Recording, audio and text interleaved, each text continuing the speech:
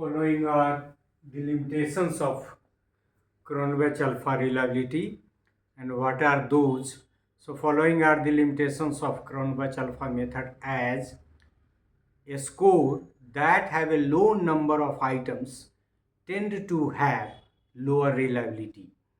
मतलब यदि आइटम की संख्या कम होगी तो क्रोनबच अल्फा के कैलकुलेशन की वजह से उसका वैल्यू लो हो जाएगा. So lower number of items cause low reliability.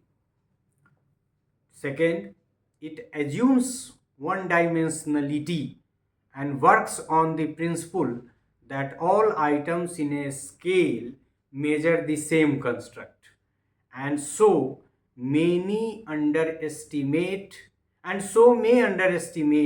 internal consistency. मतलब ये इसका मेजर लिमिटेशंस है कि ये एज्यूम करता है one dimensionality of the test, which is not possible every time. It assumes that all items have the same difficulty level and discrimination power. So have the same difficulty and discrimination. It is not true. It is sensitive to number of items as decrease items can change the value of C. मतलब alpha less और मोर हो सकता है तो items के increase और decrease होने से इस पे प्रभाव पड़ेगा.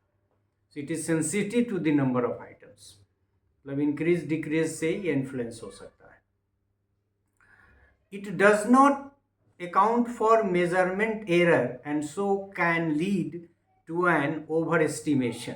मतलब ओवर एस्टिमेशन इसकी वजह से हो सकता है क्योंकि ये एरर ऑफ मेजरमेंट को कंसीडर नहीं करता है. It is not a measure of validity. Validity मतलब purpose. It is not a measure of validity as it does not guarantee that the items measure the correct concept. So measures of validity is its limitations. So these are the limitations of Cronbach alpha reliability.